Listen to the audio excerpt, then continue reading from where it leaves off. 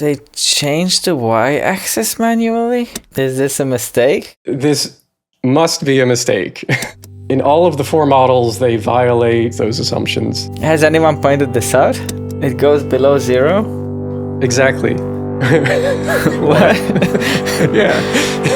A few months ago, a study was making some waves online. It showed that bad cholesterol is not associated with more plaque to build up in the arteries. We made a full episode on it where John, being a data scientist, showed how their conclusions were based on deeply flawed statistics. Since then, the authors of the study have released some of the raw data, and it's much worse than we thought. If you're not familiar with the study, I recommend watching that original episode first, linked below. So why are we talking about this again?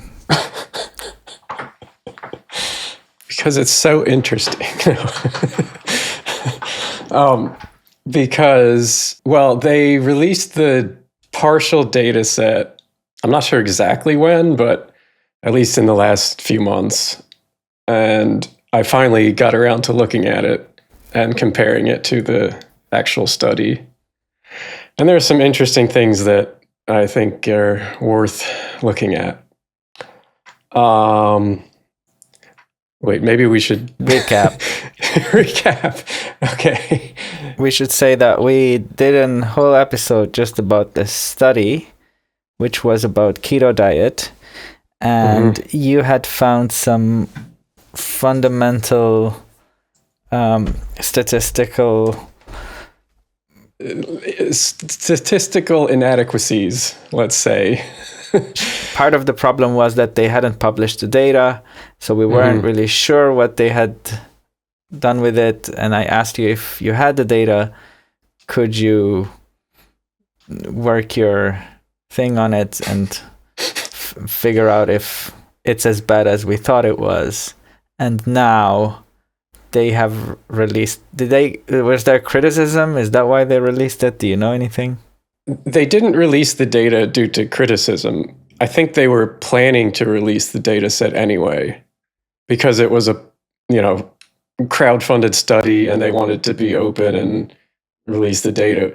That isn't the norm for health studies. Okay. But it is great that they did, and I'm, props to them for actually doing it. Okay. Because they could have just kept it, they didn't have to release it. So at least it is a good thing that they released at least some of the data, for sure. So that speaks to, at least they're trying to be somewhat open. Sure. That's nice to see. Yeah, and just to quickly go over what the study is about, I assume most people, if they're watching it, they have some idea, but basically it was just a observational study on 100 lean mass hyperresponders, which means that they have in all metrics except for some cholesterol metric like LDL, they are totally healthy. They're lean, they're in good health, but they have high cholesterol, basically. Low triglycerides as well. But basically, healthy people, but high cholesterol, and they're on a ketogenic diet. Gotcha. Okay. And it was looking at plaque progression in this group of people over 1 year. So it was set up to just look at the change in plaque progression. So just kind of a descriptive study, but the published study kind of also added on a whole analysis on whether ApoB or LDL cholesterol was associated with the plaque progression, which is okay. I mean, if you're just exploring the data, but it was presented very strongly, we'll say. But just watch our previous video if you want more in-depth details, or any other video. Just look it up on YouTube. There's more videos on this. Yeah, for sure. Of course. It made some pretty big waves in like the nutrition YouTube I can space. imagine it's fairly controversial. Sure. Let's say. Yeah. Polarizing. That, yeah, definitely. Weirdly. Yeah, people are so just like accusatory of each side, like of like manipulating everything and ignoring every argument that's counter to what they're espousing. So it's so we're looking at this study here, and it's available, link in the description, of course. And I've got some highlighted things that we'll go over throughout the presentation. Right. But the first thing I want to just highlight is that anybody can look at this data set. You can download it, do your own analysis. You can check my work if you want, because I'm just a dude who's done some analysis on it. And, don't trust everything I say. Look at the data. Okay. And if you want, you can look at the code that I have to analyze the data as well. Did you put it on GitHub? Yeah, it's right there in that link on the screen. Cool. And just to be clear about the data set, it only contains the plaque metrics. It does not contain any ApoB or cholesterol or demographic data like age and sex. Okay. So we can only do some analysis. I can't recreate everything. Right. So for example, I can't run their model of plaque progression. Is it associated with ApoB? I just can't do that because I don't have that data. So they have only released starting plaque and ending plaque. Correct. But there are different plaque types, different metrics that characterize the plaque. Like there's non-calcified plaque volume, there's percent atheroma volume, there's total plaque score, there's the different plaque metrics. Okay, gotcha. So they've released a bunch of things to do with plaque. It's not just one number. Correct. Yeah. Gotcha. And it is for every participant in the study. Cool. So there are 100 participants. I have scan 1. I have all of the plaque data at baseline and all of the plaque data 1 year in the future from that. Gotcha. Which I call baseline and follow-up. Okay. Yeah. You can see V1 means baseline, V2 means the second scan, so follow-up. And each column is a different plaque metric. Gotcha. So okay. V1 total plaque score, V2 total plaque score. That is baseline and follow-up total plaque score. And it's the same with all of the different plaque metrics. Okay. The only thing that I did to the data is, of course, in the study, they focus on modeling the change in any of these plaque scores. So they just subtract the baseline from the follow-up, and that is what is usually the outcome variable. Yeah. So that is just what I've created with these delta NCPV and delta TPS. So that's the only thing, and it's literally just subtracting two values. It's not.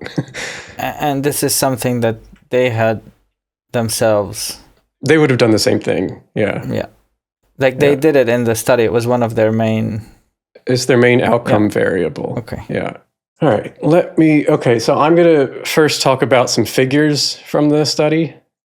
There are only two main figures in the study. And the first one we will look at is figure 1. This is just figure 1, individual change in plaque volume. And you see A and B.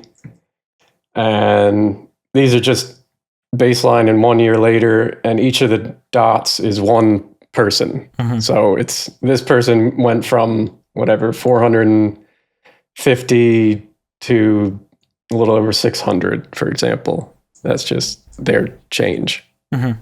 Okay. So first one, we'll be looking at B, the percent atheromal volume. So it's PAV percent. This is just like a visualization of the data that we're looking at. Yeah. So we're not modeling anything now. We're just showing the data as is. Gotcha. Okay. Yeah. And this is the main figure in the whole paper. The main variable that they looked at was NCPV, but they also looked at PAV as well. And as you see, it's pretty prominent in the study. So let's go back to my presentation. So I've just got a screenshot from the study on the left. So it's the same as what I just showed you. And this is PAV, this is figure 1B, so the one on the right. And now I'm going to show you a recreation of this exact plot that I did from the data. Can you tell me what looks different here? Well, the scale is different. Please describe the scale. Yours goes to 20. Yeah. The data goes up to 20%. You can see in the data, it's clearly 0.2. For some reason on their published figure in the paper, it only goes up to 10. It's just changing the numbers. So they put it wrong? They labeled the y-axis incorrectly by half, like a lot.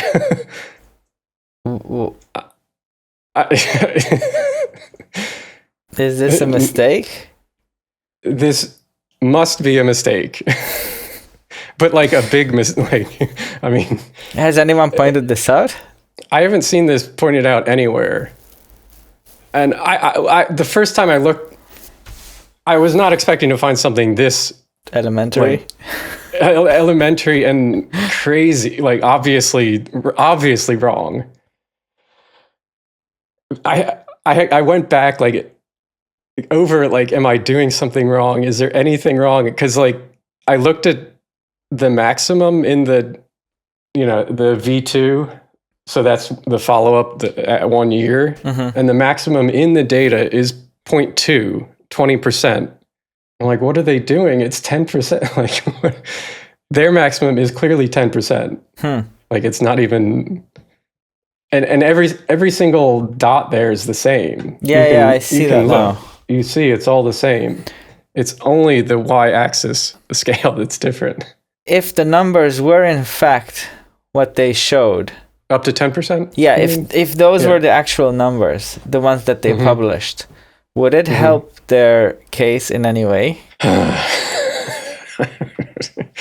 I mean, it could only help it because basically their version says everybody's got half as much plaque, and the increase also is half as much, because it's not just the scale, it's that the increase is half as much in their version.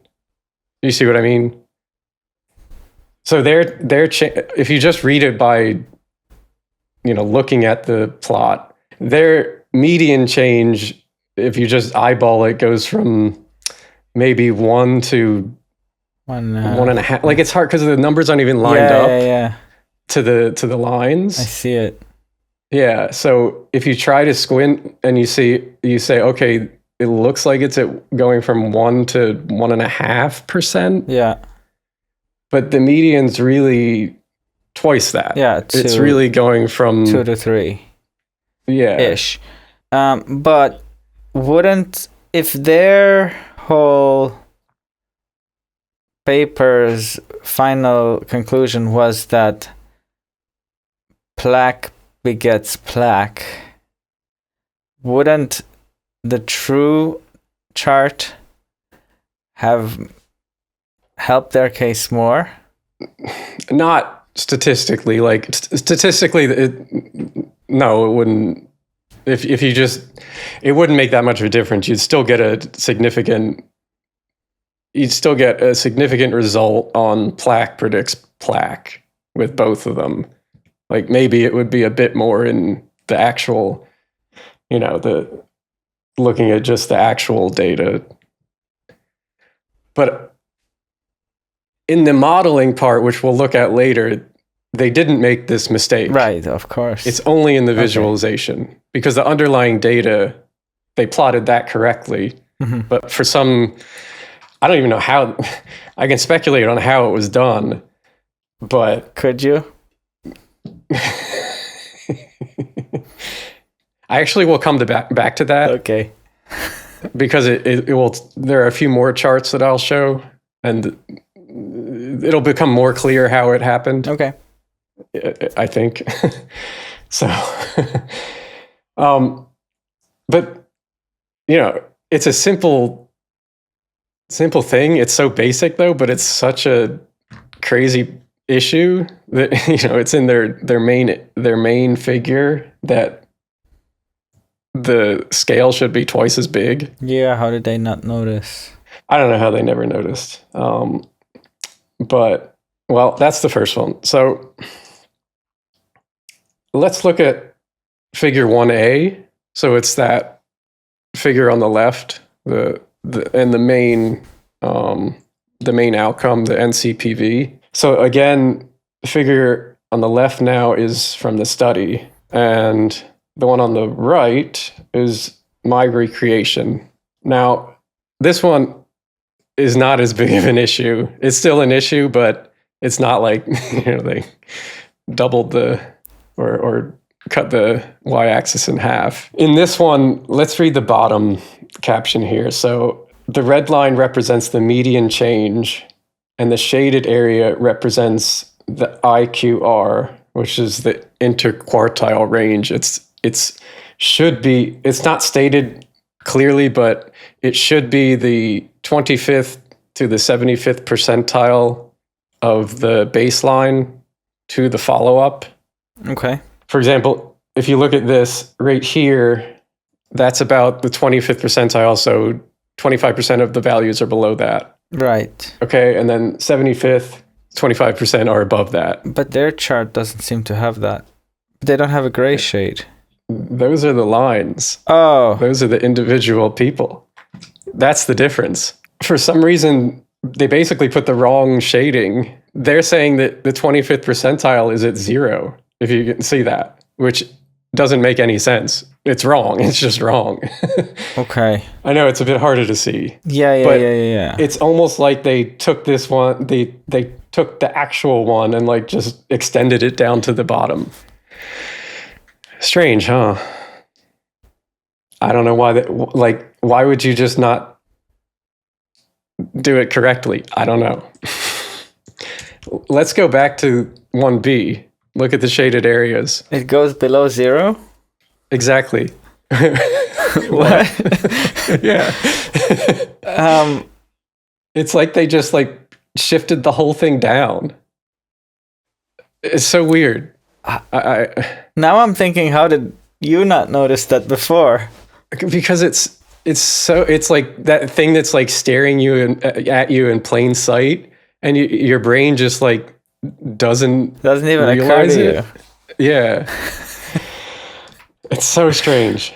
So as you can see, again, in the actual study, that is what they published. Yeah. Like you can see that it's clearly below 0, and that's I don't know.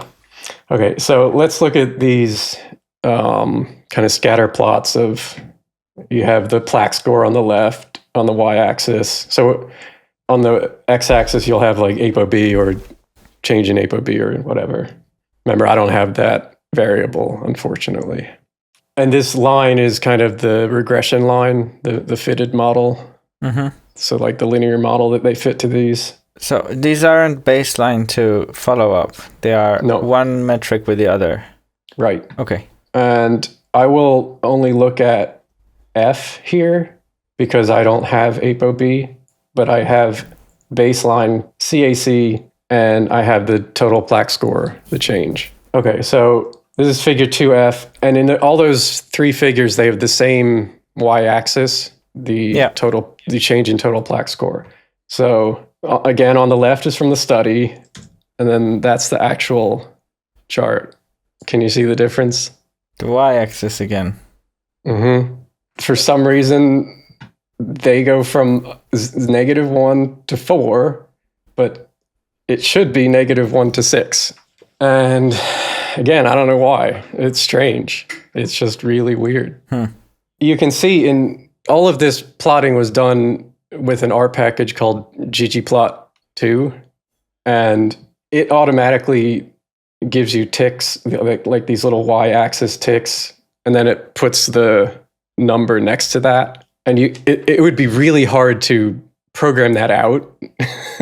It's possible, but like to remove that and like scoot up the... Maybe they used something else? Yeah, so the only thing I can think of is that they put through like, I don't know, some other program, they put on top of the chart a different y-axis. And also that they put the shading in manually for some reason. I don't know why. Because it's not like it's difficult to put in the shading through with code. Like it's easy. I'm thinking, what if they used something far more trivial that doesn't have these functions, and then they just added the shade, like as you said? But they would have to. They used this package, this R package, to create the plot. How do you know that? Because I know the R package enough that it's definitely, they used R to analyze the data. That is in the study. Okay. And this package everybody uses it for data visualization. And I can clearly see that it looks like they used it as well. I didn't spend hours making it perfectly exact, but I didn't spend too long making it look very similar. Okay. And this one looks almost, yeah, it's exactly the same basically, except for the font, bolding. So they changed the y-axis manually? I cannot think of another explanation, because you see the numbers don't line up with where the data goes. Like, as you see, this should be the 0 line. The 0 is above that. If you see in mine, it's right next to it, of course. How would they do such a bad job of lining up the numbers? I don't know. I honestly don't know how nobody saw this. You can see here, like, this is a bit off. This one's not too bad, but like the first one is really bad. Like the lines are just like, you just look at it for a second and you're like, something doesn't seem right. Yeah,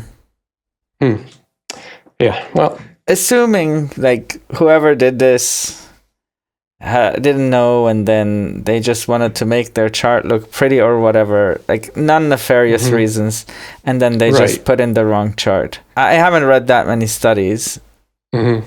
Have you ever seen something like this? And if so, do you just dismiss the whole study based on just this, or is it like a more an aesthetic? If you want to be generous, you could say this one is kind of aesthetic, even though it's still wrong, like, but at least it's not totally egregiously wrong. This one is a different story, because it's literally saying everybody's got half as much plaque and have increased by half as much, and it's like one of the main figures of the study. So that's a big problem. I won't say it never happens, but I've never seen it this clearly bad, because generally you just use the output from the program, which is on the right. And they didn't do anything with it that changed it significantly design-wise or something. It's just the numbers. Exactly. Yeah. It's strange. Yeah. It is strange. Yeah. Right. I don't know. Maybe I am assuming it is just a mistake. I don't know how it happened or why it happened, but I assume it's a mistake, because it's so almost stupid that why would you even I think if it wasn't, do it on purpose? I think if it was like doctored, they would not have released the data because it's like way too easily identifiable. It's not an excuse, but still, yeah. Okay, next section. So this is going to be a bit statistical, not too much, but it's not just showing a visualization of the data. It's actually some statistical analysis that we'll have to look at. But it's not complicated. We'll be able to explain it pretty easily. So this is the study. It just says what kind of model they used, and I'll just read it out. They said that linear models on the primary NCPV and secondary outcomes were univariable and analyzed using stats-LM, which is a common linear model in R. It's just simple linear regression. And all linear model assumptions were corroborated with the R function performance check model. I'll explain a bit more what that means. Mm-hmm. So when you're doing any linear model, there are some assumptions that the data and the residuals from the model, some characteristics that they have to have in order that the model is valid. For example, like say you're modeling two things and it's not a linear model. Like it's clearly like, I don't know, a power where you see it increasing like this. Mm-hmm. You can't model that linearly. It's just, it wouldn't make sense. Right. Okay. There are other assumptions that have to be met somewhat like that with a linear model. I don't want to go deep into them, but basically you can, in a simple linear regression model, so we're just looking at univariable, we can test three of these assumptions by doing some statistical tests. Okay? Okay. If the data and the model doesn't pass these tests, it means that the model could be invalid. Any of the p-values, the confidence intervals of the coefficients could be invalid. Okay. Does that make sense? Enough? Enough. Just. Okay. All right. So I'm just going to go over three of these assumptions. Like I was talking about, the predictor and the outcome, the relationship should be linear. You know, you should be able to fit a straight line approximately to the data. There should be a constant variance of the residuals. So that's the errors from after you fit the model. Mm-hmm. That's when you look at the errors, the variance should be constant. So you shouldn't see like the errors increasing as the values increase. Okay. It should be constant. Right. Don't worry too much. And that is homoscedasticity, if you remember that. I do. I've used it. Awesome. And the residuals should be normally distributed. So they should fit that normal distribution. But don't worry too much about what all these things mean. Sure. You just have to you make these assumptions so that your model is valid, basically. Okay. And if the assumptions are violated, depending on which assumption and how much, you may have to use a different model or different way to model the residuals. You know, there are ways to deal with it, is what I'm saying, that will make your confidence intervals and p-values valid. Mm-hmm. And these are statistical tests that you could make that are quantifiable, very basic tests. And like I was saying, the results may be invalid, your statistical significance, the p-values, and the uncertainty intervals, like the confidence interval of the coefficients, also could be incorrect. Now, I just want to note that doing visual checks on the diagnostics is actually the standard first step, and is even preferable if you got really small data set or really large data set. But I'm talking about, very small as in like 20 and very large as in at least hundreds to thousands. And here we've got just 100, so it's really good kind of sweet spot for these tests. And I'm focusing on the tests first because they give a clear yes or no answer, so we can say, okay, it's violated or it isn't. And with this number, it's generally reliable and well calibrated, so won't be overly sensitive to just small deviations in the residuals. And I will show the actual charts and plots of the diagnostics later. This is just a screenshot of the only model result table from the study. And we're just going to look at the ones here because I only have the plaque metrics.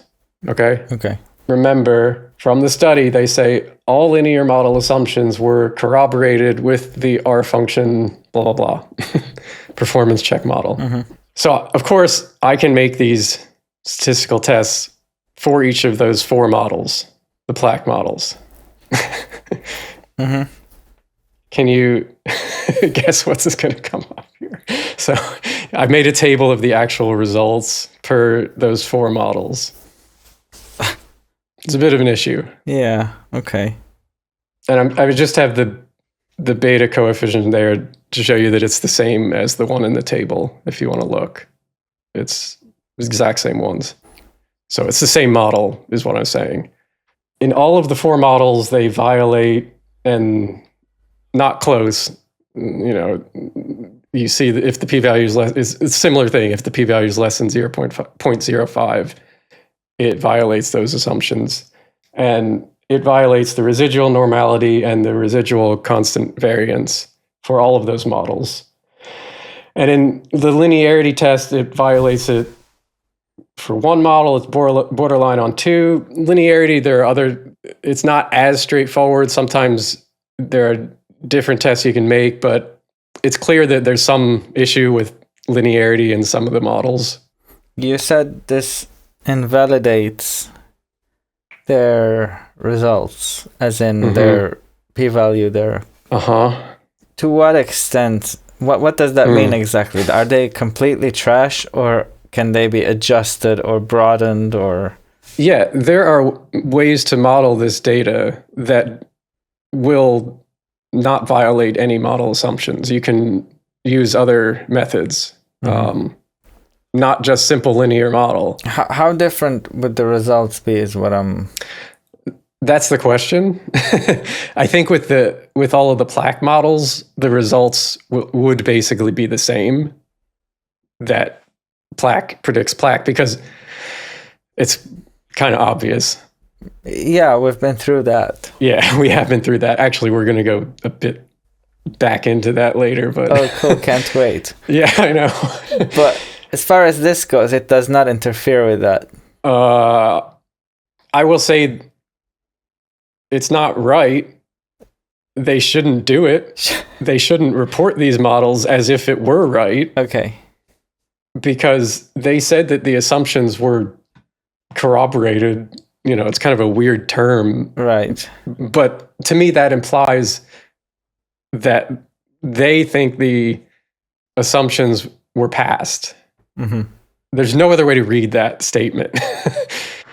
Clearly, they weren't. And the problem with that is with the other models that I can't test, that is where there really could be an issue, that it could change the results. Okay, yeah. But I don't know. That's just speculation. Definitely some of those models, the data is different, but it's still the basic outcome. I would assume that at least some of them, probably most of them, would violate at least constant variance and residual normality.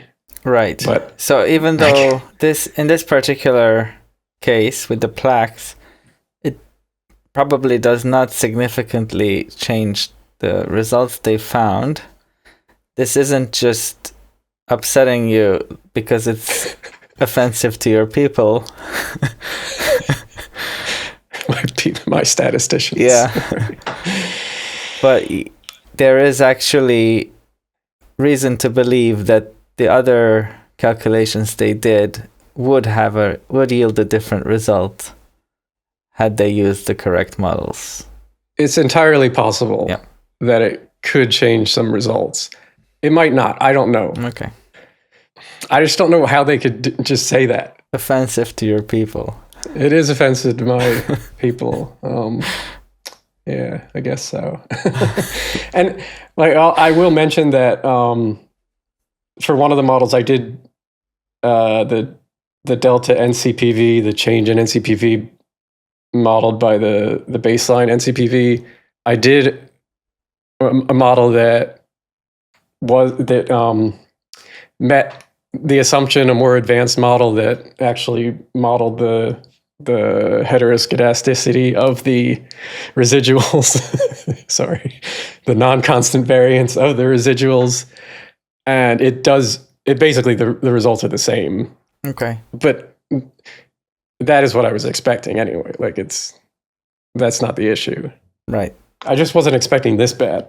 I guess. Okay.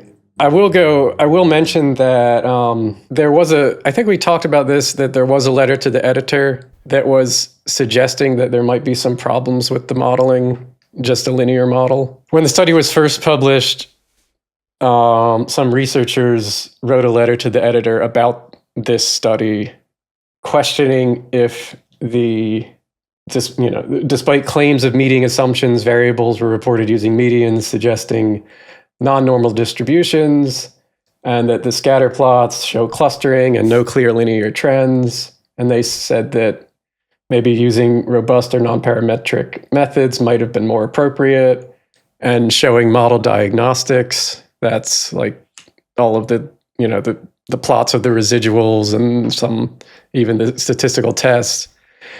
That would improve transparency. So even looking at the plots, you can see, if you know how to read the plots, you can see, okay, this doesn't look like a linear model would describe the data, the relationship in the data. So this is somebody eyeballing it and being like, it's worth looking into. Yeah. Who is this? Is this you? It's not me. It's you. No. If you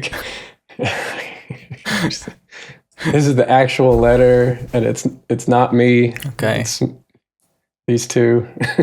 And you can see here, this is that quote. Right there. Not me. Thank you. Okay. And so the authors of this study replied, "We are aware of the relevance of linear assumptions to obtain accurate estimators. Because residual plot evaluation can also be subjective, we followed their suggestions and reran all models using robust linear regression, blah, blah, blah. While, as expected, there were small differences with the published estimates, all models using robust regression were consistent with what was reported."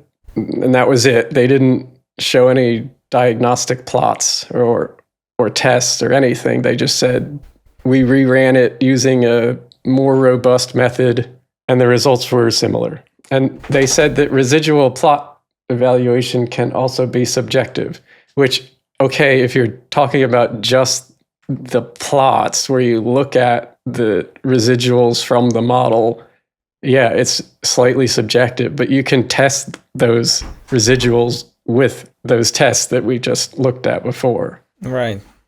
So I feel I must point out that is kind of evasive.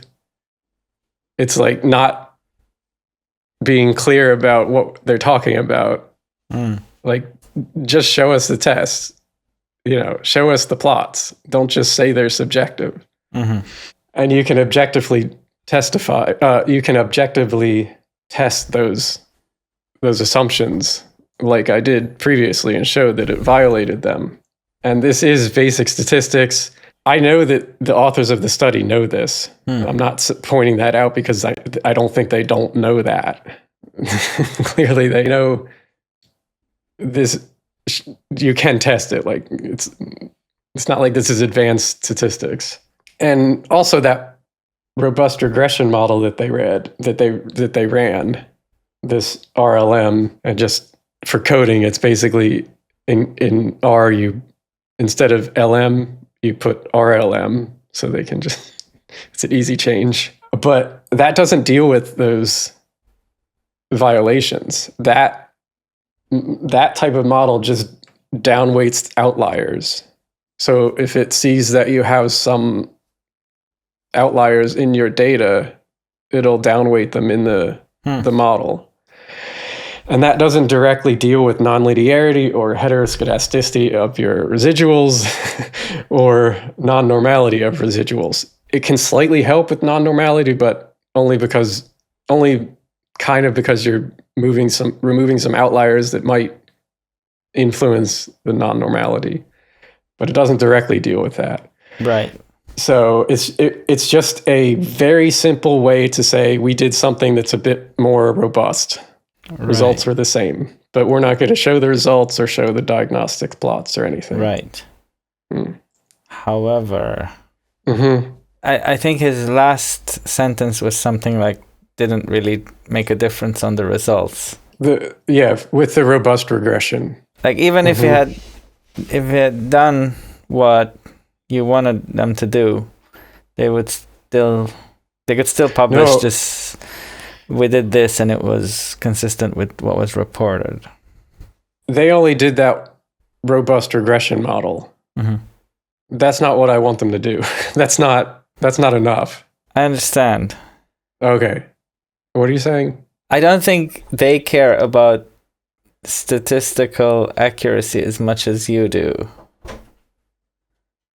I think they care whether or not the results they published are being threatened. Oh, okay. Yeah, for sure. I guess you'd have to take that as a reasonable conclusion. It would take a lot more work to actually model the data correctly, because they have I don't know how many different univariable models they have in there, but they've got over 20. And you can change every single one from LM to RLM very easily. But some of the plaque metrics need very different models than others. And it's not obviously straightforward which model is best to use. I can look at it, I can have some idea. It's probably one of these few models. It's definitely not a couple of these, but I need to do a lot more, modeling work to figure it out. So it would take a lot more work for sure. Right. Maybe that's, I don't know, why they don't want to get into that. Understood. So you remember they said they corroborated the assumptions by using this function? Yes. So this function just outputs a plot with 5 charts. And this is what they, I guess, eyeballed to see if the assumptions were met. And this is exactly what comes out. I have not changed anything on this plot. This is for change in NCPV modeled by the CAC score at baseline. Once you read the subtitle of each chart, you can kind of tell what you should be looking at for what the data should look like. So let's look at, I don't know, the homogeneity of variance. It says reference line should be flat and horizontal. So the green is the reference line. Is that flat and horizontal? I would not call that flat. Right. I would not call it close to flat. I mean, subjectively, I don't know. Right. Normality of residuals, dots should fall along the line. Okay, if there's a bit off, fine. But clearly there's some pattern here. Something's happening that looks off. This top one on the left, model predicted line should resemble the observed data line. So observed is the green, model predicted is the blue. That's pretty different. It is. And it's clear. How can you look at this and say, oh, it's corroborated, it's fine. Yeah, and linearity, the reference line should be flat and horizontal. That's not flat or horizontal. Well, It's more horizontal than vertical. It is. I'll give you that. Yeah. But it's certainly not flat. Yeah, and they also have influential outliers. Okay, that one actually, the points should be inside the contour lines, which are these dotted green lines. Okay, not too bad. I think the outliers is actually decent for this. But the model they reran is to deal with outliers. Right. But that's not the problem. Yeah. And just to show the other models, so this one's delta NCPV modeled by percent atheroma volume at the baseline. And you can see some issues with linearity. You can see that there's heteroscedasticity here. You can see the residuals kind of curve a bit and widen as the fitted values gets higher. So definitely not corroborated. For the next one, we've got the model delta NCPV modeled by the baseline of NCPV, and linearity looks okay here, but definitely some strong heteroscedasticity, definitely some issues with this one as well, but maybe some less. But don't forget that this model has other issues having to do with mathematical coupling that we discussed in the previous episode. The last model really looks a bit crazy if you look at the y-axis and how large it is. So clearly this, you should not be using a simple linear model to model this relationship. This one is NCPV modeled by TPS, so that's total plaque score. And modeling that in a simple linear model just clearly doesn't make sense. And you can see that here. It's shown here clearly. But I think the basic summary is that you can't trust any of the model results. Right. Like, they may be the same, but that's not how it should work. Right. You should model the data properly, and clearly they didn't. And maybe maybe the results will be the same. I don't know, but you can't just say that all the assumptions are met when they're clearly not. That's hurts my people.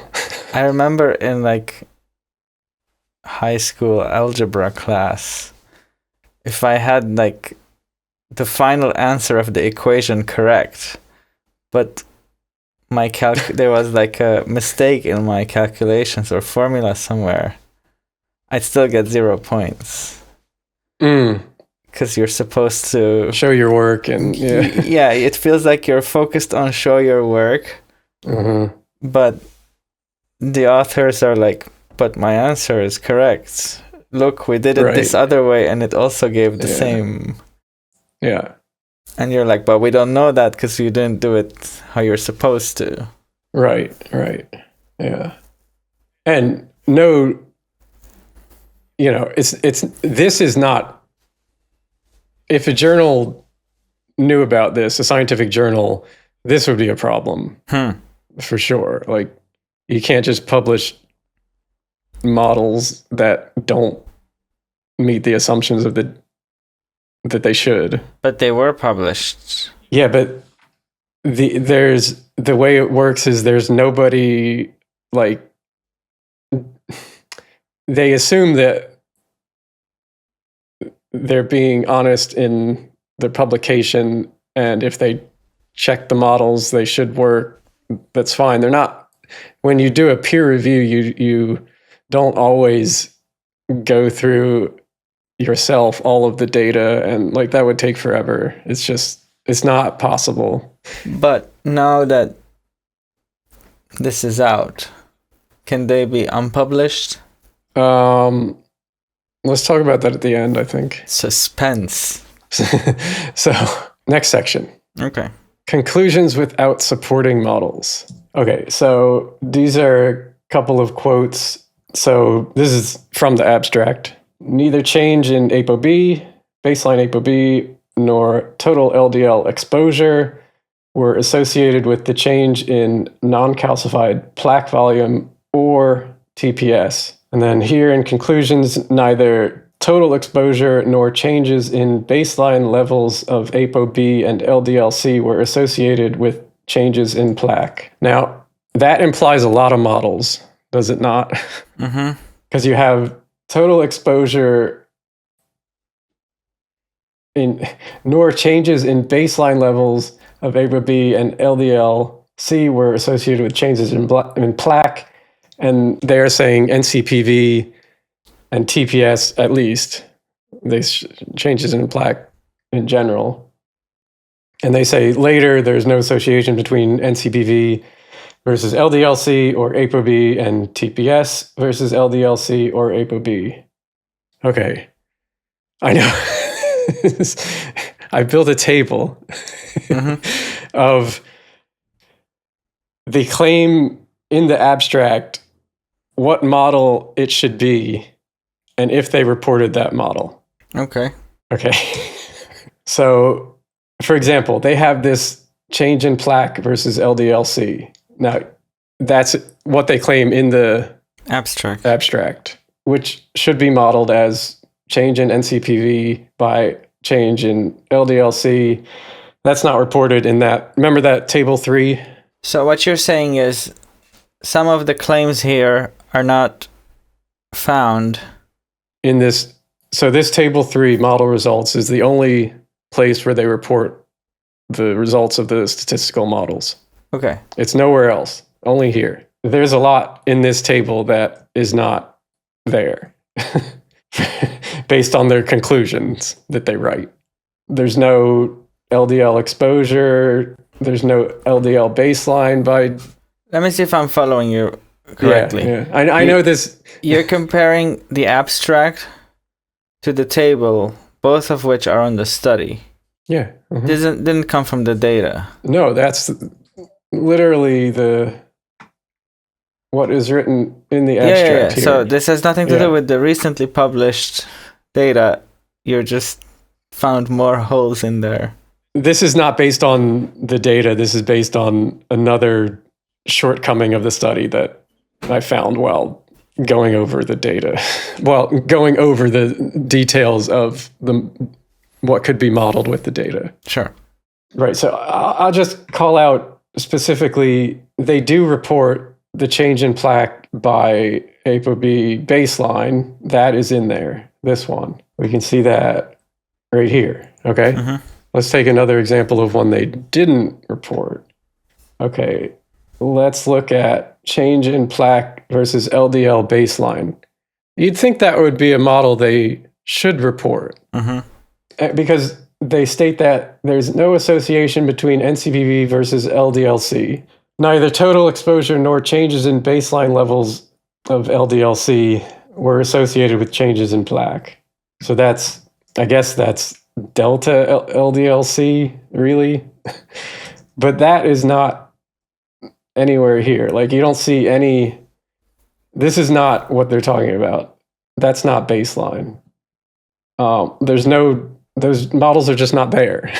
So they report it in the conclusion like it is, and they just don't have it in the model results, which is an oversight. Oversight? Or maybe it's just bad writing, and they are being very sloppy in how they write their conclusions. Also possible, but they repeat it many different times in the study. So, yeah, you can work through, if you're really interested, you can work through their statement and look at the table and go through, which was very annoying to figure that out, but you can do that if you want. But one thing that they do state multiple times is this total plaque score models.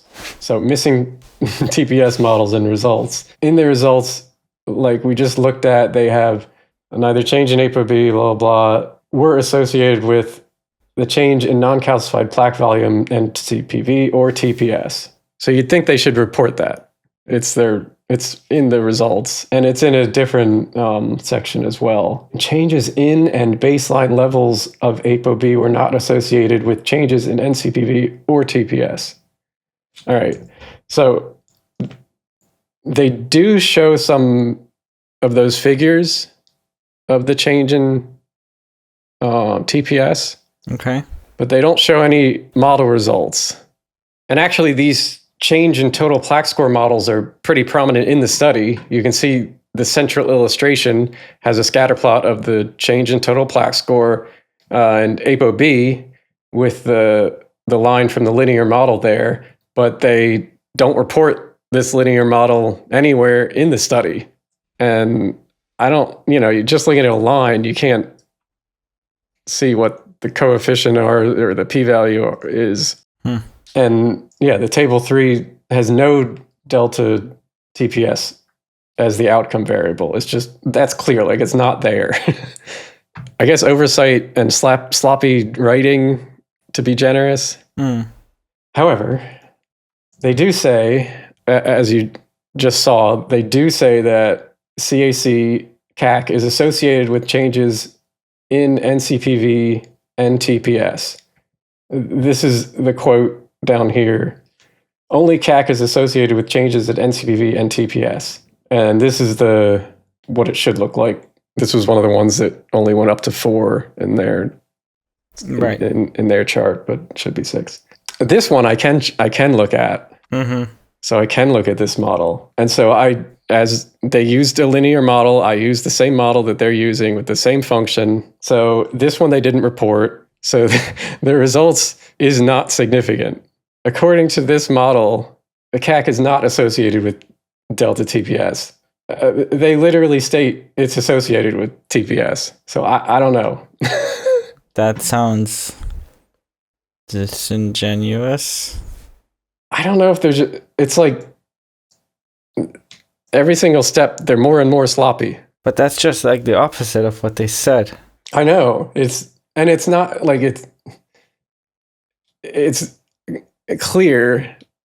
I don't know why they wouldn't. I don't know. I really don't know why they are just clearly wrong. Like, this isn't a subjective thing that they can claim residual plots are subjective or something. Like, it's clearly not associated. I can't. Maybe they were using a different model that showed it was associated, but then the rest of their, then it's wrong that they say that they used linear models to model the data and that they used the LM function. Like, then all that would be wrong. So I don't know. Right. More stuff? All right. Okay. So we did look at this in more detail. It's just for some reason, they did some Bayesian modeling of this data as well. And if you want more detail, look at our previous episode. But basically, they claimed that the R scale parameter that they used was moderately informative, but it's actually very much wider than ultra wide and not moderate. It would be like basically saying you'd need a huge ApoB effect to actually detect it in the model. And there's no real justification for why they used this whole Bayesian modeling method. It was not pre-specified in the study plan when they registered that. So it's just kind of adding it on at the end. We don't know if that R scale was chosen after they saw the data. Right. We just don't know. So it's a strange choice, is all I'll say. And in my view, this totally makes it almost useless to do this modeling, this Bayesian modeling. I don't get it. Okay. This is also a new thing that I found looking at just the study in more detail. I'll also try to go through this quickly because it's just a weird thing. Okay.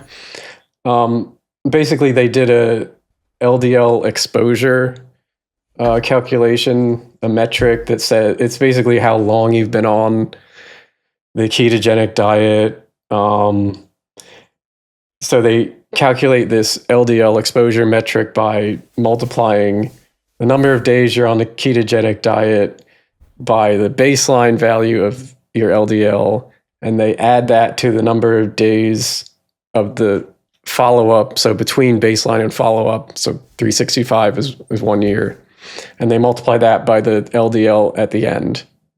So it's kind of getting this exposure of LDL over the time period you were on a ketogenic diet. It is a metric that is in the literature. Oh. The calculation here is a bit simplistic because they only have 2 data points. Usually you'd want a few different data points of LDL, and you could create like a time-weighted approach somehow.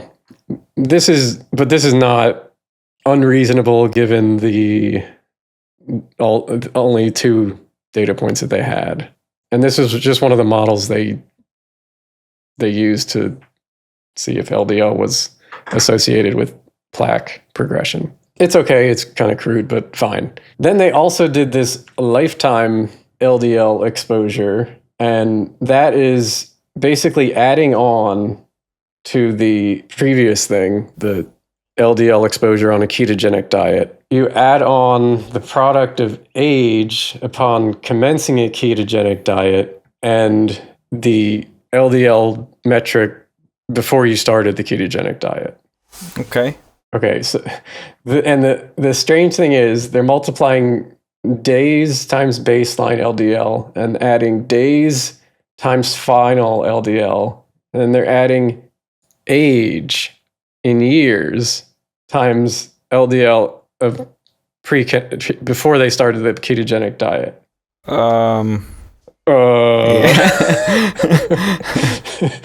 Like, it just doesn't make any sense. It's like this. It's almost nonsense. It reminds me of one of the episodes we did something where they used an entirely different. One of them was compared per capita or something like that. It was total population. It was completely meaningless. Right. Yeah. It was, I think, heart attacks over time. Yeah. But just the raw count. Yeah. Yeah, that was it. And obviously, it goes up for population, and it's dimensionally inconsistent. It's like you're taking like miles times, I don't know, something, and you add that to inches times something. Right. What's the point? It's just randomly getting that pre-ketogenic LDL is like downscaled by 365, because it's 1 over 365. You said this concept is in the literature. The exposure of LDL. It's like, how long has your LDL been at this amount? But they did something other than that. This calculation is not in the literature. It's not like they took this calculation from a different study. Okay. They made this one up. It doesn't make sense. Even if you're like, okay, maybe it's a typo and that should be days, but then you're like multiplying like 365 times if they're 50 years old times LDL, like that's throughout your whole life, like from your zero, like when you're born up to. It almost feels like these conspiracy theories where you just take one word and then change it to numbers, and then you add this number and then multiply that, and then it comes out to some ridiculous flat earth conspiracy, and then you're like, see? See, it makes sense. Yeah. So I don't get that. It's just strange. I don't even know why they would bother. Like, at least try to make it kind of make sense. Like, I know it can't be perfect because they only have that one value before they started the ketogenic diet. But Well, we can only speculate. right. So I'm not going to speculate right now. Fine. Okay. The next different thing was that in table 3, they have this section that's on age mediation analysis. And let's go through this quick because I don't want to get into mediation.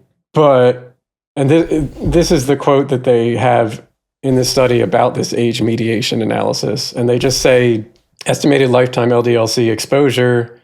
So that's the metric that we just looked at with the strange calculation. They said that was only a significant predictor of final NCPV in the univariable analysis, but lost significance when age was included as a covariate. Table 3, both age and lifetime LDL-C exposure lost significance when baseline CAC was included in the model. The problem with this is it's first, mediation is a specific statistical method that has to do with causality. And there's a link there if you want to learn about it, go and read that. But this isn't mediation, basically. It's supposed to test how an exposure affects an outcome if there's a middle step, like if there's something that is in between an exposure and what you're trying to model in the end. Okay. Basically, it requires a proper method, and this is not the method. I don't know what. They didn't, like, you're supposed to state an actual model, like how the causality is shown, like through like arrows that actually point to like this is the mediator, and it goes into the output that we're trying to predict. And they didn't specify any causal model, and they shouldn't really be doing this because I don't know why they even did this. maybe they just didn't mean to call it mediation analysis. Yeah, maybe they just used that word. Yeah, because you can't have a age as a mediator because it's a confounder of both of these things. It can't cause it. Like, you can't cause LDL by age or whatever. Like, it's just, it's backwards, but it just doesn't make sense. And this way that they did it by just running a few sequential adjustments by like removing some variables just is not the way you do a mediation analysis. And basically they just said that, if you put baseline CAC in the model, that explains the association, and age and lifetime LDL exposure don't matter. First of all, that doesn't make sense because age is within lifetime LDL exposure. So those are highly correlated. So that's going to be strange anyway to have both of those in the model. You're not supposed to do that in linear models like this. It doesn't show anything. If it loses significance, that's not mediation. Like, I don't know. It just doesn't make sense. So it's just another really sloppy thing. And I will note that they say estimated lifetime LDL exposure was a significant predictor of plaque, of final plaque, which is interesting because they didn't report that model. They only reported those. So I don't know why they didn't report the model that said lifetime LDL-C exposure was a significant predictor of final NCPV. I don't know why. We can only speculate.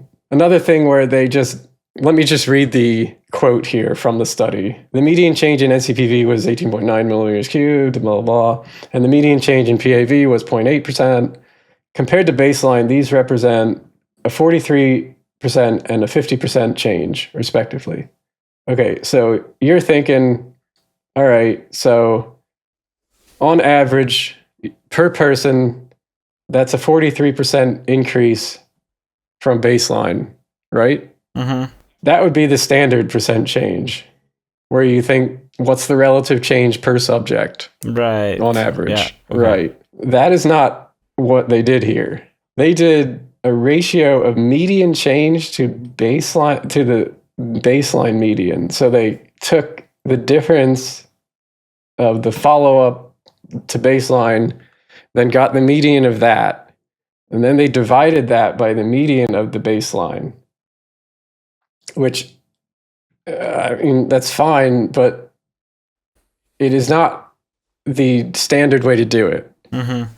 I'm sure they chose it because some baselines were 0, and you can, if you divide, obviously you divide by 0, you get infinite. You can't do that. But they don't report it. They just say it like it's the usual standard percent change. And it is different. Like, these are the values when I just removed the 0, percent change. And there were only a few of them in NCPV. So it is similar. And I just put the mean change there, which they didn't report. But Okay. anyway, just a quibble. I mean, the difference is not nothing, so No, I guess this is just me being a bit too, pedantic. yeah. I just wish they would say, like, if it's not the standard way, fine, but just tell us. Yeah. Don't imply like it is. Okay. Sorry to go back to this thing. I mean, this was, I think, the main problem with it. Yeah, and that's why I want to kind of go back and just go over this quickly. Okay. Okay, so they did, in all of their modeling except the mediation analysis, they did linear models on the primary and secondary outcomes that were univariable. So that means just one variable modeled by one variable. Mm-hmm. All of the models are like that. Okay, and all of the conclusions that you see in the abstract and any of the results, those are all based on these univariable change score models. We saw that. That's all these separate models. That means that there are many variables that could be confounded with these that they just didn't check. They didn't check age in there, or sex, or blood pressure. I understand they don't want to put a ton of variables in there because they only have 100 people in the study, but at least put age and sex. Right. That's fine. Like, another couple variables is fine for the model. And that's basic stuff. I don't know why they would keep that out of the model. It's very strange. You could bias the assumptions, you could bias the associations, and especially with that model, where you have baseline NCPV predicting or being associated with the change in NCPV, that has other issues with mathematical coupling that we talked way too much about in the previous episode. So I'm not going to go into that.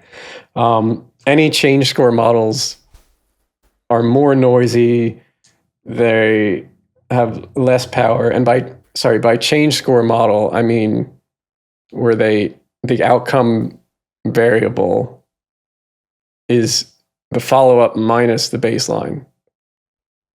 So any of these models with the delta is a change score. Yeah. Which is all of them almost. Yeah. And it ignores the starting plaque. So it ignores where somebody started their plaque at. It's not as clinically relevant. There could be imbalances in the baseline, and also those other confounders, they can lead to any of these associations that they found to increase or decrease or even reverse. Like, we don't know. They shouldn't include them.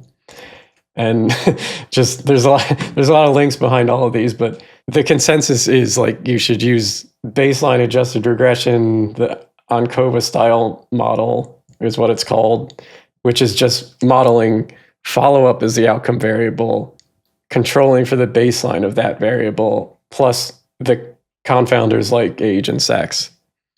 And that just looks like this at the bottom, this kind of model. And here we could more reasonably see if there's an association with ApoB and plaque progression.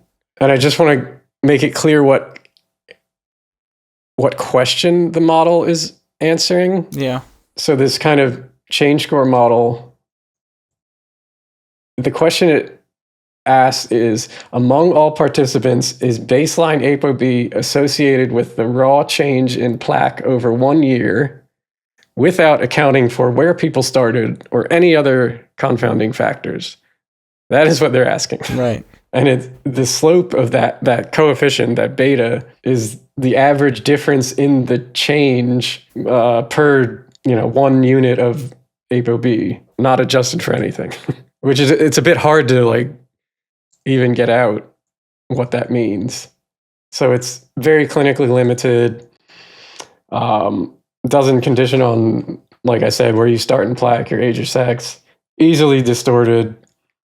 It doesn't tell an individual, like a patient, if I have this starting plaque and these other, I'm this age, what's on average my plaque going to look like in a year? Right. That's not what this model says. Now, the other model, the ANCOVA, asks the question, among people with the same starting plaque, age, and sex, do those with a higher ApoB tend to have more plaque in 1 year? So that's kind of what you'd more want to, that's much more straightforward. And that slope, that line, is the expected difference in 1 year of NCPV per 1 milligram deciliter higher ApoB. So 1 unit of ApoB, holding baseline NCPV and other covariates fixed. But what that really shows, what that really tells you clinically is what a patient would want to know. Like, given where my plaque is now and my other risk factors, does higher ApoB mean more plaque next year, and by how much? Like, that's what you're answering with that model. Wouldn't separating by both age, not separating, but looking at age and sex also make their confidence intervals a lot wider? You mean having them in the model? In general, I guess I'm thinking, like, they looked at 100 people, but forget sex for now. Let's focus on age. It's likely they had a lot more of some ages than others. There's a range, but I'm just wondering if it's enough people. It should still be in the model. Okay. They should still look at it. Maybe they would find that it isn't significant and it's not needed in the model. I don't know. Like, by luck, it could also be opposite to what you'd expect, no? What could be opposite? Okay, we're talking about 100 people, but let's say they run the experiment with 10 people. It's unlikely, but it's not super weird to have, like, in those 10 people, 5 old people with low plaque. Oh, okay. And then 5 young people. I mean, don't forget, we're conditioning on baseline plaque as well. So that is some of that concern is taken into account with that. But also, this would just be the standard way to do it. And they have this data, and I don't know why they wouldn't include this as a confounder, because it is a clear, established risk factor in plaque progression. Right. Right. And you would want to remove that. Like, if you're interested in ApoB, and whether that is a predictive or associated with plaque progression, you would want to include a variable that is known to be highly correlated with plaque progression. Right. So you take that predictive power with that including the age in there. If that makes sense. I think it does. Okay. I do want to show some charts about modeling change score versus follow-up and how that can change the results. Only with baseline, only with the plaque models, but it at least will have a nice visualization of how it changes the results of the models. Yeah. You'll see what I mean. This is looking at a linear model with the change in NCPV modeled by the baseline NCPV. Yeah. And that red line is just the linear association between these two data between these two variables. Mm-hmm. And you can, and this is the same, this exact model right here. Yeah. So beta is 0.25, beta is 0.251, whatever. Okay, now I'm going to show you the same thing, but instead of the change in NCPV as the independent variable, the dependent variable on the y-axis, I'm going to have follow-up NCPV on the y-axis. Mm-hmm. Okay? So you can see, for example, it looks much tighter. Yeah. Much less variation. Even the confidence intervals you can see are smaller proportionally. Right. The R squared is very high. The R squared here is, it's still very high for any human data like this, associational data. But that is super high. Yes. It's almost perfect correlation. Yeah. And so this is just showing how much more power you can have by not using the change score, that delta, on the same data, really. Mm. Also, I'll point out that all this is showing is that baseline plaque is almost the same as follow-up plaque. Like, it's really similar. And it's just because it's only 1 year apart, and plaque, it just doesn't change too much in 1 year. You can easily predict it by just a simple linear model like this. Right. Because it's the same person 1 year later. Yeah. It's just like a serial correlation of the same metric.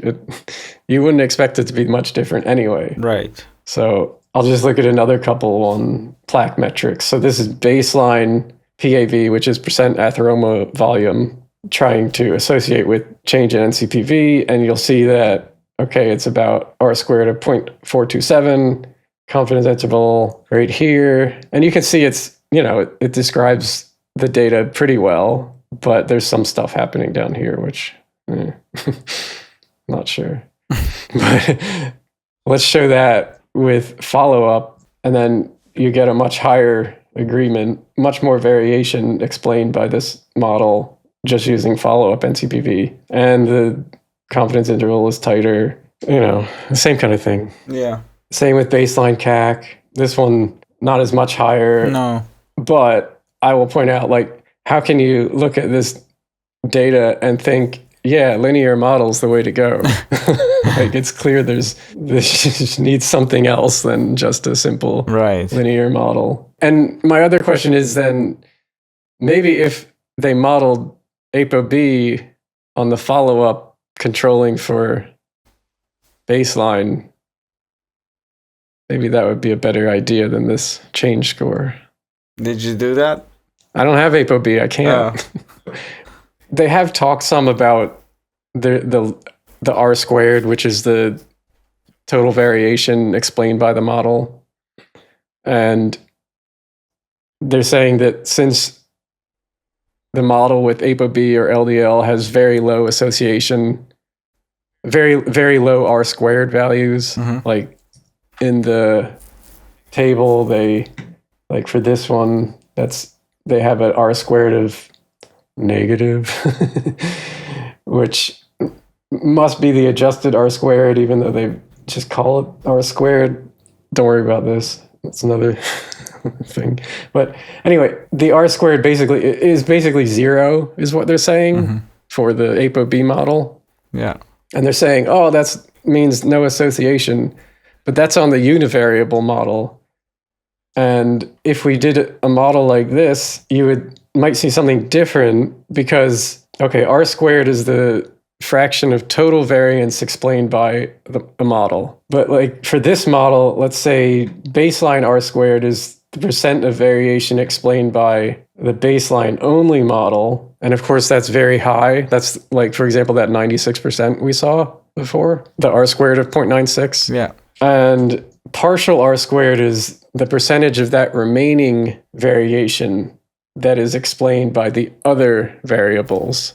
Okay. Because baseline plaque explains almost all the variation in follow-up plaque, we only should account for what is remaining, the variation remaining after that, to see if the variables are significant. So even if it's a small total R squared in like the univariable model, it doesn't necessarily mean that it is really no association. Sure. And even these things, like this is only a year study, these things can add up over time, plaque 5-10 years, even if it's small, it could be meaningful in 10 years, of course. So just to walk through this, you have a baseline R squared of 0.96. So you're explaining 96% of the follow-up NCPV variance by baseline NCPV. And then the remaining R squared is that 4%. So there's only 4% more variation that you can explain, right? Right. And let's say your ApoB has an R squared in this model of 0.02, which seems very low. But of that 4%, it could actually be 50% of that. So it could be significant in this situation. So this is just an example of I don't have the data. I'm just theoretically saying this. Yeah. So I just don't like how they say, oh, we have a low R squared for ApoB. That means no association, duh. Like, what else? And also, in these kinds of studies, R squared works in simple linear models, but once you go beyond that, it's not a standard thing. It's just statistics. Like, once you go beyond ordinary linear regression, there are ways to calculate it, but it's not always the same. It's not always cross-compatible with the standard R squared. Yeah.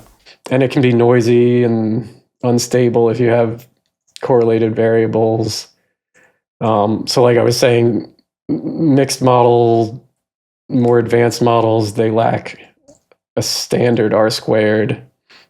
So in almost all of these plaque progression studies, they look at the coefficients of the beta and the confidence interval of that, and they look at that instead of R squared because it's easy, it's just, there's an interpretation that you can make that's more clinical for that. For example, you can say each 10 milligrams per deciliter or higher ApoB is associated with 0.25 percentage point increase in plaque progression or whatever, something like that. And also this model, we saw that it violated those model assumptions. And if that happens, R squared might be not valid. Okay, so I'm going to say that among the reasonable ways to test an ApoB plaque association with only 2 time points and with considering the data set they have, the one that they chose, this univariable change score model, I'm going to say it's the weakest plausible model that they could have chosen. There are obviously, of course, just outright wrong models that they could use, but I think you at least can make an argument for this model in some way. So they didn't choose the wrong models. They did because it violates the assumptions, but before you looked at the data, you could say, we're going to use this model. At least they could have some points that back it up. Still, I think it's the weakest plausible one. All right, weakest plausible it is. However, for some reason, they also included this other model in their results. I really don't know why, because it does not make sense to include the change in ApoB predicting the change in NCPV. Yeah, it's weird. Right. And then they're like, it's not associated. Well, yeah. Yeah.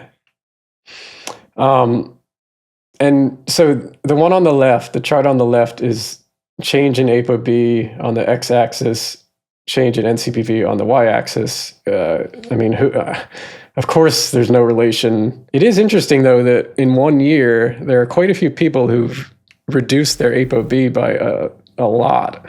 Like, that means that the follow-up ApoB was, 50 points less than baseline. So interesting.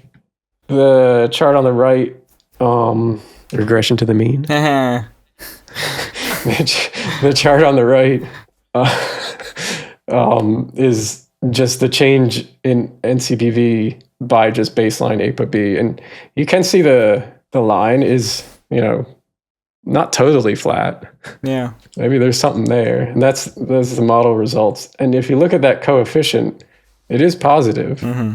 But apparently the confidence interval included 0 for that coefficient, which is why the p-value is not significant.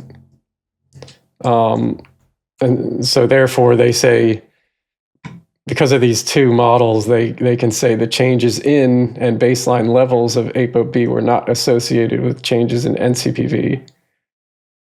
I don't know why they even included that one model, but and I will say that even if you take all of this as it's correct and fine and there's no assumptions, even that claim of no association is overstated, because this study was not set up. It was not powered and pre-specified to specifically detect an ApoB effect in 1 year. Right. It was just supposed to look at the change in plaque over 1 year, more descriptive. Right.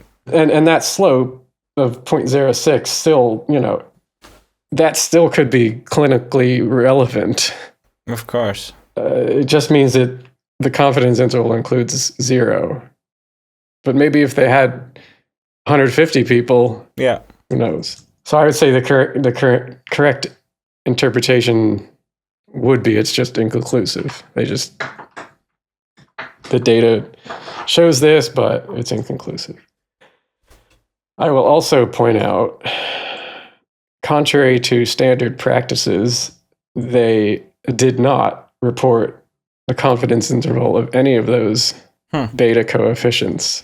So this right here, there's just one number, and normally you would include the 95% confidence interval of that. That's totally standard. Is it just assumed then? No, you can't assume anything. Like, the only thing you can assume, given that you also have the p-value, is that if it's not significant that the beta 95% confidence interval includes 0. Right. And that if it is significant that this beta doesn't, 95% confidence interval does not include 0.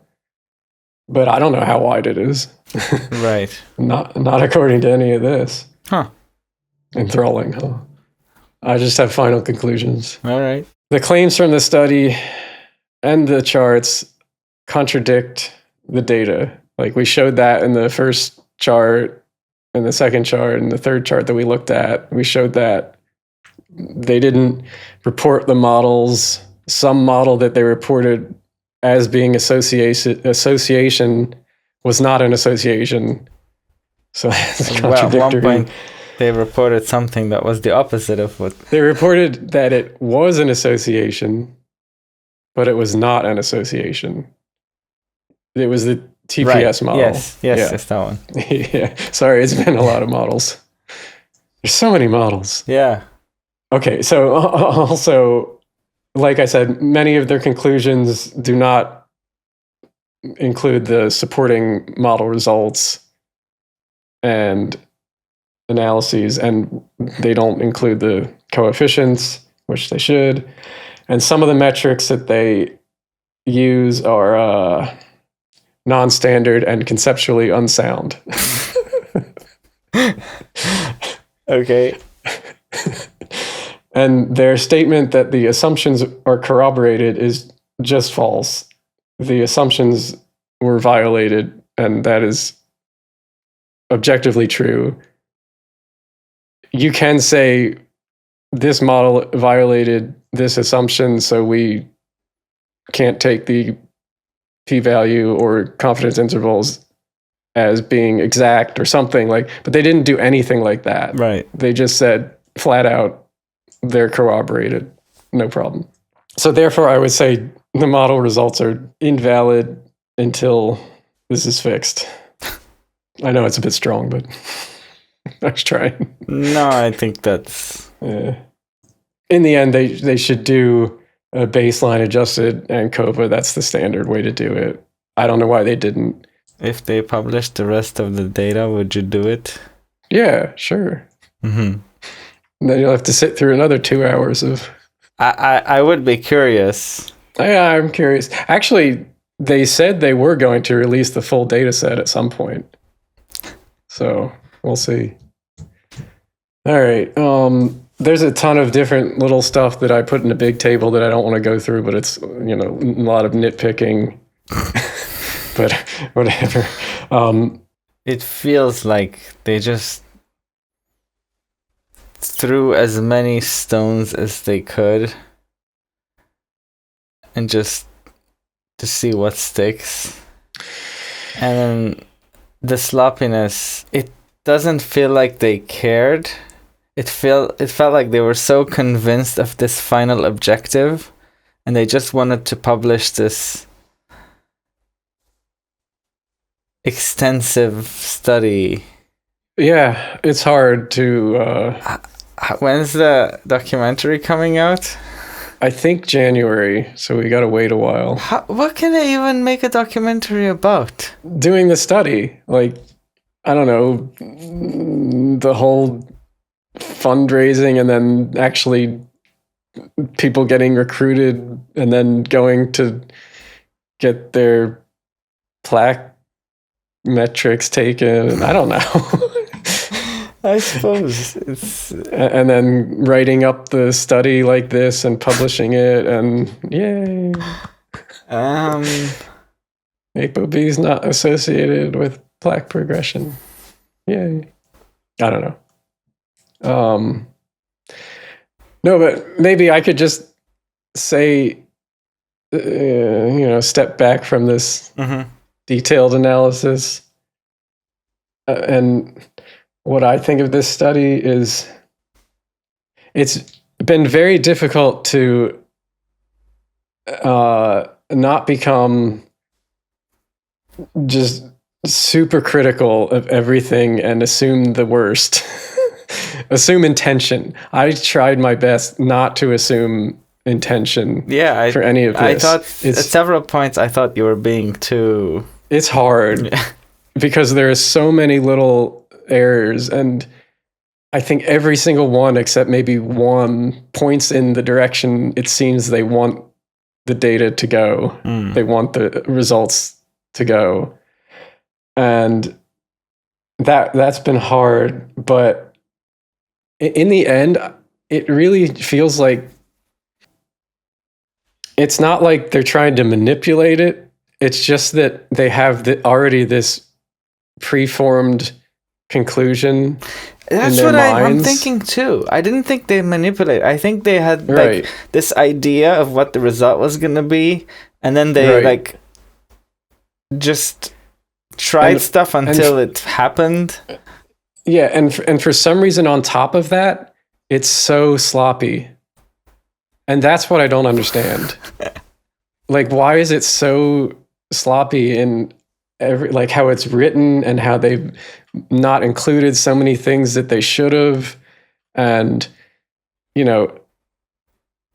shouldn't they care so much about this data that they want to properly write the study in a scientifically valid way, Right. instead of like just throw it out there when it looks like they wrote it in like 30 minutes and like didn't check anything. Like it's so strange. That's what I don't understand. And these guys, like, they're not stupid. Like, they clearly, I'm not convinced it's just like they don't know statistics. They do know statistics. That's not the problem. It's just for some reason this is so sloppily done. Right. That's what I don't understand. I don't know why it's like that. Can papers be unpublished? Retracted is what the journal calls it. And that really depends on the severity of the issues. And it's really up to the editors of the journal what they want to do. Okay. So, first of all, they would have to become aware of the issues. Right. And that's, that doesn't always happen. And then the issue is, how severe are they? And you will often have corrections that the journal will publish later and say, okay, you'll see it at the top, like there's a correction to this paper because, I don't know, they forgot to add a citation or some... Used the wrong model. I mean, yeah. But the criteria for retraction is pretty strong. So even with this, if they updated everything and ran the models ran the modeling with the correct models, it doesn't necessarily mean that there would be a retraction anyway. They could just put a correction on it and say, we became aware of some issues with the modeling and the chart. We corrected them, then updated the paper. That is most likely what would happen if they were aware of it. So it's not like they would just retract it and delete the paper. Understood.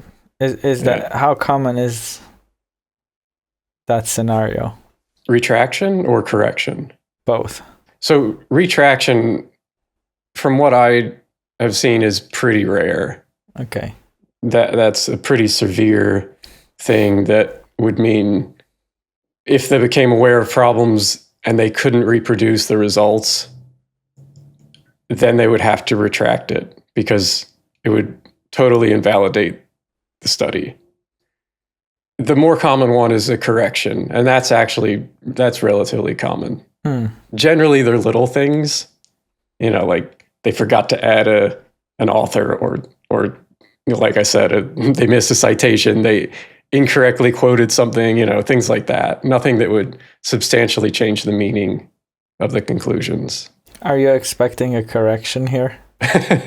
I think if the journal was made aware of the issues, actually the most clear issue is just the chart having the incorrect axes, because that's like a totally objective problem that is significant and should be corrected. And yeah, that would need a correction. Yeah. With the modeling, I guess it would depend on how much maybe the authors would push back against saying, oh, but it is subjective, those charts, we think it's fine. So we think there's no reason to, modify the models. Potentially they could bring in like a third party statistician who's independent to look at it and kind of... Is that you? No, I'm not saying it's me, but somebody, more affiliated, somebody who does this stuff. Like, I thought you do this stuff. Usually they would work with somebody at the journal. They would have a statistician who is an expert in these kind of studies who would independently look at the data and evaluate if what they did was sufficient. Gotcha. And I'm not technically like a biostatistician who works in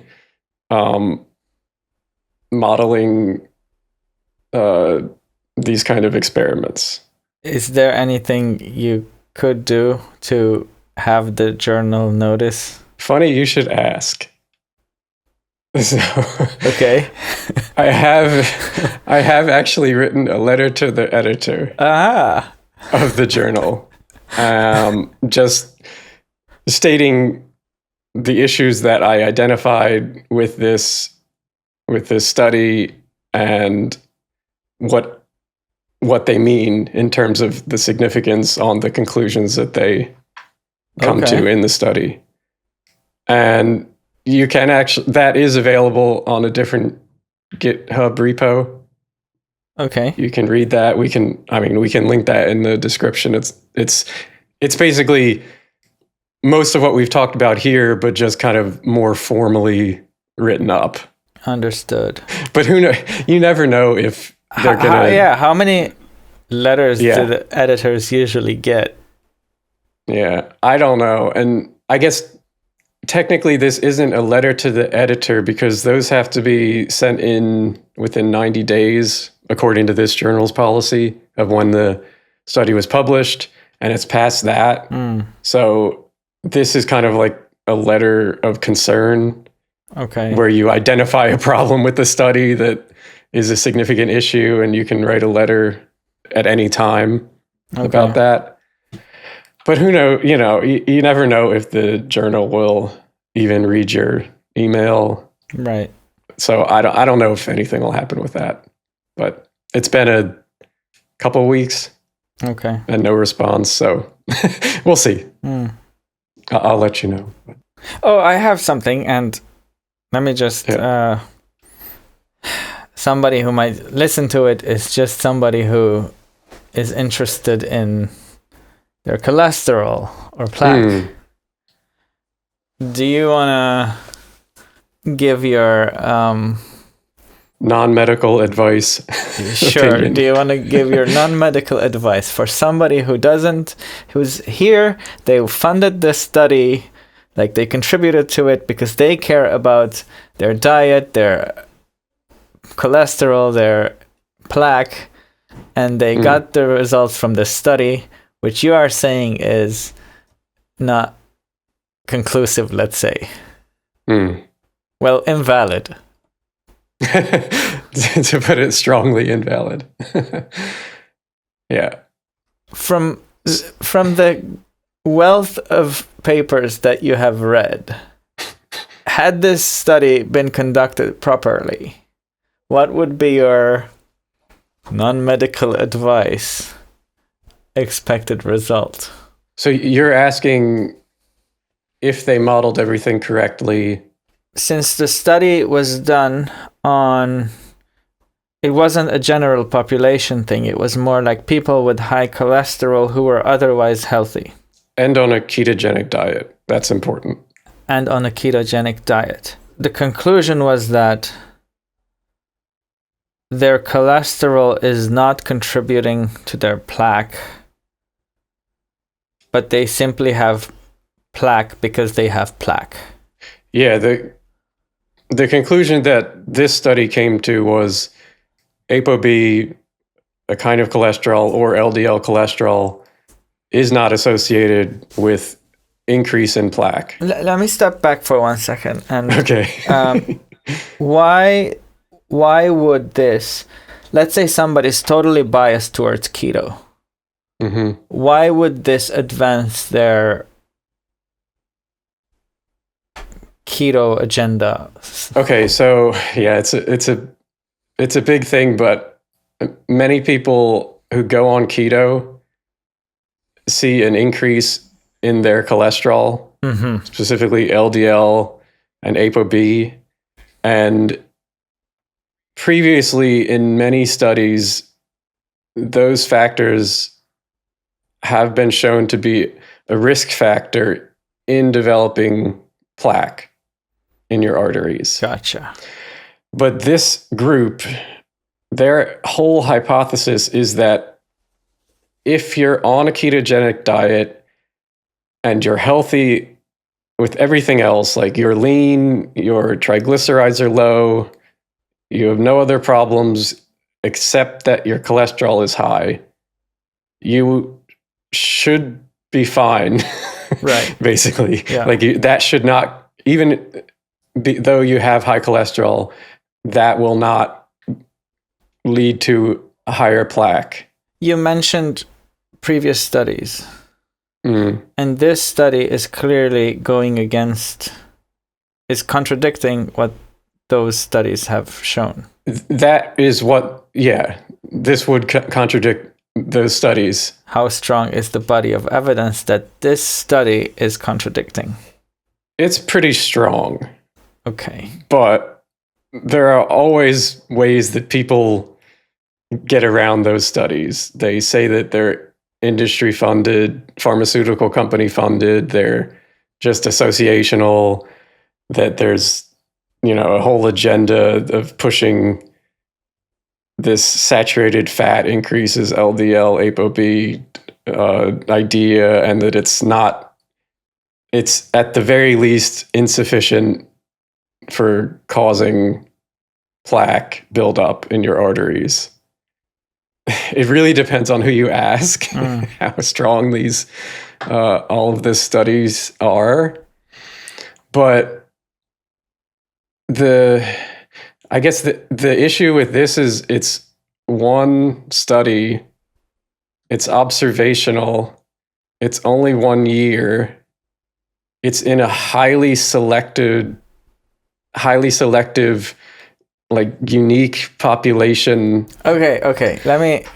You already gave me a lot more than I thought you would, so not to push my luck, but somebody's on the line. Somebody is on the fence about keto diet and they just started trying it out, but they heard that cholesterol can be an issue. Yep. This study is not enough evidence to calm their concern. I don't think it should be. Okay. Do you want to give your 2 cents on whether or not somebody in that situation, like a general person, considering to go on keto, should be concerned about cholesterol? I think they should be concerned. They should at the very least, know about it. So you have to remember, in this study, there are still people who, over 1 year, significantly increased plaque. Right. So even if what they say is true, that ApoB is not associated with that increase, it is happening in, I forget the exact amount proportionally, but let's say it's half the people who are increasing their plaque from 1 year to the next. Even if it's not from ApoB, it's increasing. And there's no way that this study doesn't show that. So in some way, it's increasing. So it doesn't mean that a ketogenic diet just stops your increase in plaque. We cannot say that. So they should be concerned. What I'm saying is they should be concerned that ketogenic diet could still increase their plaque, regardless of the causal factor. Gotcha. And there are tests obviously there are tests, they could do these same tests themselves. Problem is they cost money and, Yeah. You could just, instead of saying, should they be concerned about their LDL or ApoB, you could say they definitely should be concerned about their plaque increasing. And this study doesn't say that their plaque won't increase on a ketogenic diet. Yeah, but I'm putting this study aside and focusing on the body of evidence that already exists that says that cholesterol increases. Right. Okay. And so without trying to argue it away from a, let's say, potentially biased viewpoint, then they should be concerned about their LDL or ApoB specifically levels. Okay. I'm satisfied with that answer. I'm not sure if you... Somehow, I'm not sure if you evaded it, but I understood it, so... Let me speak for... I could speak for myself. Okay. Okay, so I mentioned earlier that if I found that I was having issues with blood sugar, that it was, I did some tests and I saw that my blood sugar was too high and it looked like I was inching towards type 2 diabetes.